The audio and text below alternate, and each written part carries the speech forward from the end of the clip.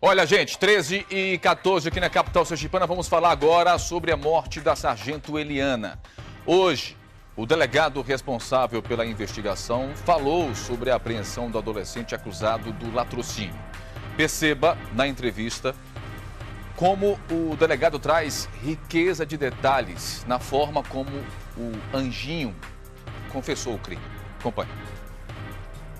De acordo com o delegado Walter Simas, o menor foi apreendido na manhã seguinte ao crime. Ele estava no bairro 17 de Março, na zona de expansão da capital, e já se preparava para fugir.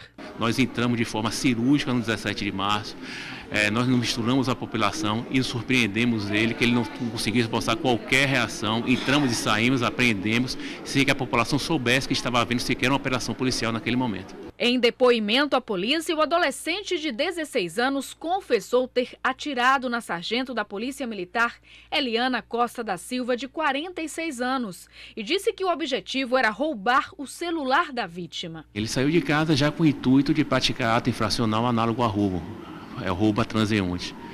Ele identificou a vítima a esmo, não sabia que era policial militar, e estava com o aparelho celular na mão. Esse fato chamou a atenção dele. A abordagem foi justamente para subtrair o aparelho celular. Contudo, ao abordar, a vítima reagiu, eles entraram em luta corporal. Nesse momento, ele começou a efetuar disparos de arma de fogo em sequência. Cerca de 5 disparos atingiram a vítima. Ele só parou de atirar quando a vítima caiu no chão, tombando, e ele, mesmo assim, ainda subtraiu seu aparelho celular e fugiu do local. O crime aconteceu no último dia 31 de maio, no feriado de Corpus Christi. A sargento Eliana Costa voltava a pé do salão de beleza, localizado na mesma rua da casa dela, no conjunto Orlando Dantas. A poucos metros da residência, foi abordada pelo suspeito. Ele estava de bicicleta quando anunciou o assalto. Queria o celular da vítima. E, segundo as investigações, os dois entraram em luta corporal e o menor desferiu 5 tiros contra a militar, que ainda chegou a ser levada ao Hospital de Urgências de Sergipe, mas não resistiu aos ferimentos. Eliana Costa tinha 46 anos e estava na Polícia Militar há mais de 20. Era lotada na Assembleia Legislativa do Estado de Sergipe, onde fazia segurança do local. Ainda de acordo com o delegado, as investigações continuam. Isto porque a arma utilizada pelo menor de idade, um revólver calibre 32, e o celular da vítima não foram localizados. Ele não informou a origem da arma, ele não quis revelar. O que ele disse para a polícia é que assim que ele soube, pela própria divulgação que a mídia deu ao fato que seria uma policial militar a vítima e que estava sendo feito um cerco naquele momento, diversas forças policiais estavam no local, foi feito um cerco muito grande para tentar apreender, ele se desvencilhou da arma, ele pegou a arma de fogo e jogou fora, juntamente com o celular da vítima, em um rio. Para quê? Para que se ele fosse abordado por algum policial que não soubesse que ele era o autor, possivelmente ele passaria desapercebido e sairia do local. Ainda de acordo com o delegado, o menor vai responder pelo ato infracional análogo ao latrocínio. Inicialmente foi decretada a sua internação provisória por 45 dias, porque assim a lei prevê que a internação provisória, o prazo máximo são 45 dias. Após os 45 dias, será que tem uma nova ordem judicial para que ele seja mantido, cerceado de liberdade. Caso não venha uma nova ordem judicial, ele será posto em liberdade até a sentença definitiva, que aí sim o juiz irá estipular de uma forma definitiva qual o prazo da sua apreensão, quanto tempo ele ficará cumprindo medida socioeducativa. Eu queria te fazer uma pergunta, você que está nos acompanhando nesse momento, para que a gente possa raciocinar. Quanto tempo você acha que um homicida deve ficar preso? Tem gente que defende, inclusive, para esses casos, até pena de morte. Quanto tempo você acha que esse adolescente, vamos assim dizer, né? Vamos ser politicamente correto, hein? Acha que ele pode passar detento, hein? Diga aí. Já falamos aqui semana passada. A lei nesse Brasil é algo absurdo, é esdrúxulo, é capenga, é vergonhosa, é revoltante. Quem vai dar a resposta para esta pergunta é o nosso consultor de segurança pública, aqui comigo, Coronel Maurício Júnior. Satisfação revê-lo, meu grande amigo. o que é que diz a legislação, coronel? Bom, primeiro, nos primeiros dias, ele vai ficar apreendido, o que poderia ser uma prisão, mas na linguagem do ECA, né, ele vai ficar apreendido num prazo de até 45 dias. Como disse o próprio delegado. Né, podendo, se condenado for, ter uma pena que não irá ultrapassar 3 anos. Ou seja, o cometimento do crime dele, se ele for apenado com o maior das penas, serão 3 anos que ele vai ficar apreendido. E tem uma informação aí importante. Bom, suponhamos que ele fique de fato os 3 anos. Ao cumprir os 3 anos, ele é colocado em liberdade e esse crime é prescrito? Isso, é retirado, né, da ficha dele, ele passa a ser, após, mesmo que ele tenha ficado mais de 18 anos, que é pela idade que ele tem, com mais 3 anos, ele poderia ultrapassar. Mas ele continua a cumprir a pena dele dentro do estabelecimento de menor, certo? Então, se ele chegar a cumprir, vamos dizer, os 3 anos, 19 anos, né? De 18 a 19, ele permanece dentro do estabelecimento, né, que é realizado para os menores, porque ele cometeu o ato Sim. durante o período que ele era menor de idade. Então, é algo que a sociedade, nós precisamos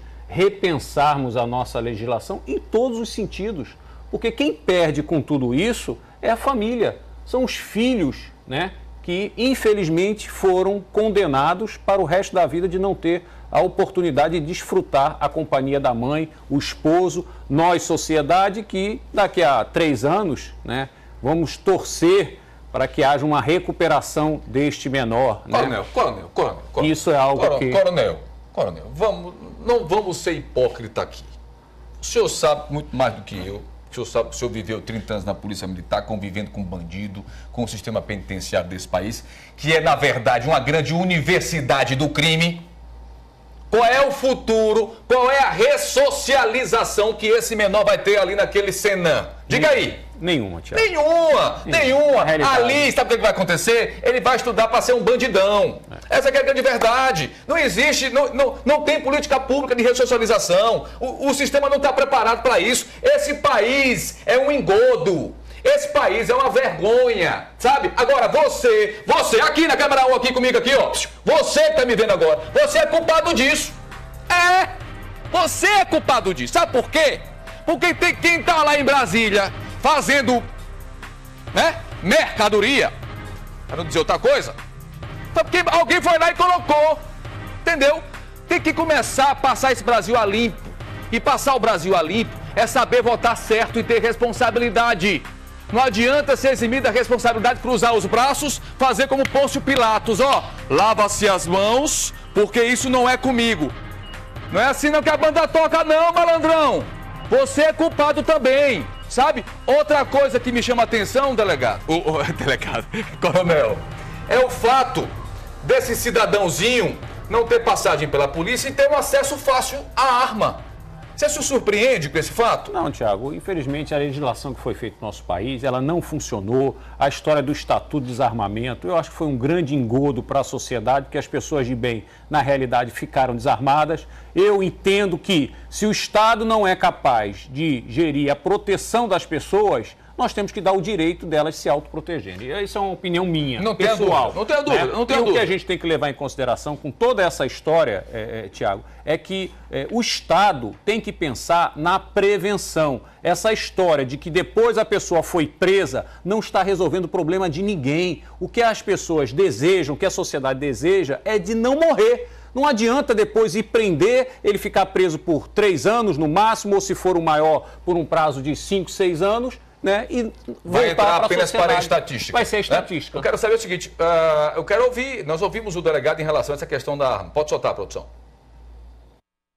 Ele nunca tinha sido apreendido ainda. Chegaram vários disso denúncias que ele já agia na área do São Conrado, mas não foram confirmados ainda. E o que chama atenção é o cometimento do ato infracional mediante o emprego de arma de fogo.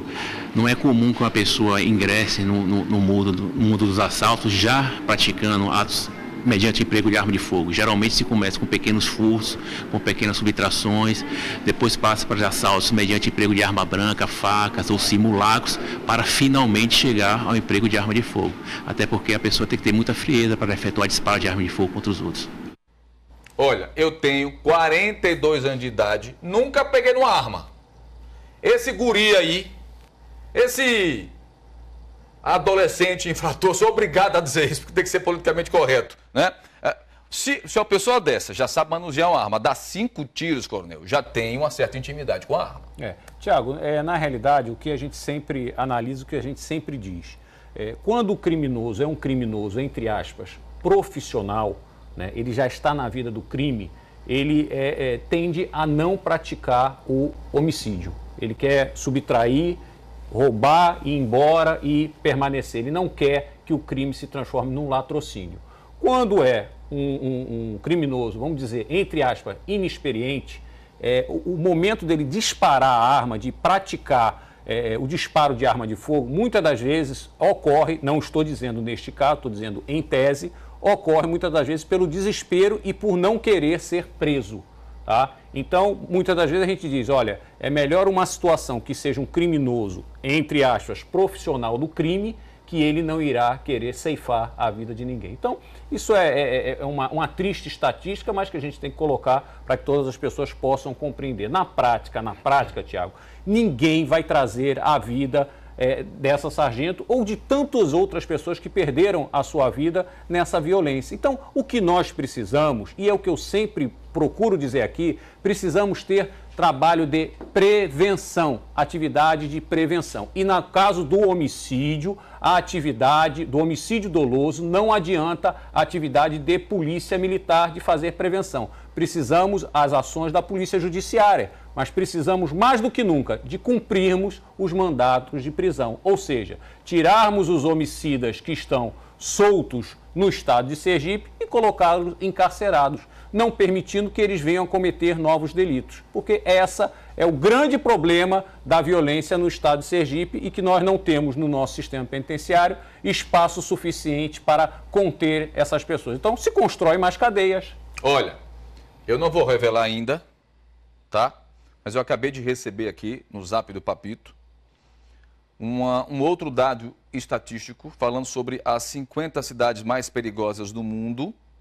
E adivinhe qual cidade aparece? Hein? Estou apurando essa informação, saiu inclusive na imprensa internacional, tá?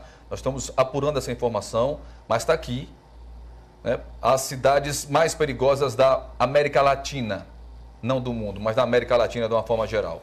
E Aracaju aparece aqui muito, mas muito, digamos assim, entre aspas, bem posicionada, mal posicionada, pronto, tá? Das 50, eu garanto que está antes da 20ª, tá? Nós vamos apurar essa fala. Aí eu quero ver agora o que a SSP vai argumentar de novo. Porque é assim, né? Toda vez que sai um dado estatístico, a SSP, não é bem assim, porque bababá, baseado no sei o quê. Eu quero ver agora.